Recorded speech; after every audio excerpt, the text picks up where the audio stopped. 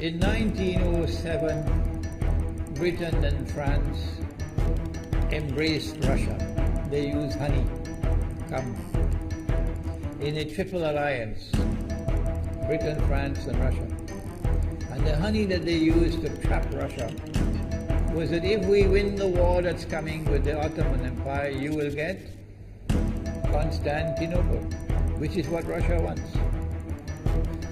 But they promised Russia one thing through the front door, and they took it back through the back door, like what they did to the Arabs. These are people with PhDs in deception. If they tell you that the sun is shining, don't believe them. Go outside and look up in the sky, see whether the sun is shining. When the Russian army had fought in the First World War and had suffered the most losses, the brunt of the kill were Russians, and they were now winning the war, and the Ottoman Empire was collapsing, and the Russian army is only an arm's length away from Constantinople. They don't want Russia to get Constantinople. No. So what did they do? Russian Jews organized and executed the Bolshevik Revolution, which overthrew the Russian monarchy. They killed the Tsar and the whole family, overthrew the government, and took Russia out of the war. So the Russian army had to stop in its tracks and could not go to Constantinople. In other words, the Russian Jews stabbed Russia in the back. They did more than that. They brought communism. Communism is not Russian. These dum-dums don't understand. Communism was created to destroy Russia. Why don't these dum-dums understand it?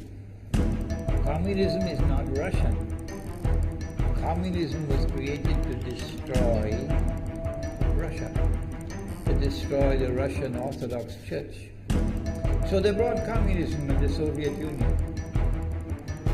And for the next 60, 70 years, this Zionist-created entity called the Soviet Union waged war on religion, waged war on the Russian Orthodox Church, killed the priests, closed down the monasteries and churches and so on. 60, 70 years. And then, when the appropriate time came and Israel came into being, it is this same Soviet Union which opened the doors for millions of Russian Jews to now migrate to Israel. If you go to Israel today, you might believe you're in Russia. So many people speaking Russian. These are the Russian Jews. And then the Soviet Union, 6 years after Israel came into being, did something strange and mysterious. Crimea is Russian territory. Crimea is a part of Russia. The Soviet Union decided to give Crimea as a gift to Ukraine. Why did they do that? The historians don't tell you. So let Imran tell you. They gave Crimea to Ukraine in order to stab Russia in the back one more time. Because if Russia loses Crimea, it will enhance Israel's security. The Russian Navy is based in Crimea. And there's a straight line from Crimea to Constantinople. To get out of the Black Sea and to get into the Mediterranean Sea, you got to pass through the Bosphorus. And the city of Constantinople is located right there on the Bosphorus. So they gave Crimea as a gift to Ukraine. They never bothered to consult the people of Crimea and get their consent. No. They never bothered to seek the permission of the Russian people. No. But Washington doesn't want to hear that. The foolish man who now sits in the White House of the United States, the foolish man who would like to pretend that he's a man of wisdom, he doesn't want to hear. But what are the rights of the Russian people? Were they not violated? Do they not have the right to correct Iran and recover the territory which was unjustly taken away from them on Israel's behalf? Obama doesn't want to hear that. It's inconvenient for them. But in this masjid, we will expose whether it's convenient to you or not. They did more than that. Not only did they give Crimea to Ukraine, but earlier on they gave eastern Ukraine. Part of it now eastern Ukraine was Russian. It was Russian. And the Soviet Union gave it as a gift to Ukraine. Why is it being given to Ukraine? Answer is that when the proper moment comes, the same people who brought the Soviet Union into being now have a method by which they can cause it to collapse. The method that they're using now in Venezuela, popular demonstrations, they did it in Egypt, they did it in Tunisia. They are masters of that. They did it with the Soviet Union. I used to think that the Soviet Union collapsed because of Allah's kindness. But I was wrong. No, it was the Zionists who brought down the Soviet Union because they didn't need it anymore. Like tomorrow they wouldn't need you anymore, Saudi Arabia. And they wouldn't need you anymore, Islamabad. When will you understand that? They just throw you to the dogs. You served them long enough. So they brought down the Soviet Union. Why? So that Ukraine might emerge as an independent state. That's danger for Russia. They've prepared the way. And now Ukraine emerges as an independent state. So the rope is around Russia's neck now. And from that day, when the Soviet Union collapsed, until yesterday, the relationship between Russia and Ukraine was always problematic. But the people of Ukraine still had the good sense and wisdom to appoint a government that was pro-Russian.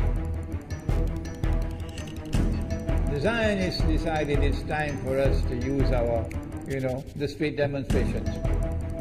And last October, November, December, the world witnessed Caracas all over again. And eventually, the Zionists got what they wanted. You have the money, and you can send in your special people, snipers who will kill, and so on, through petrol bombs and so on. And eventually they got what they wanted. They created enough havoc. May Allah protect Malaysia from that. Ameen. Ameen. And the president of Ukraine fled. He's a democratically elected according to your method, Mr. Obama, according to your system. He's a legally elected president of Ukraine. And he had to flee. And these hypocrites in Washington and London and Paris who would like us to believe that they are honorable men. They are not.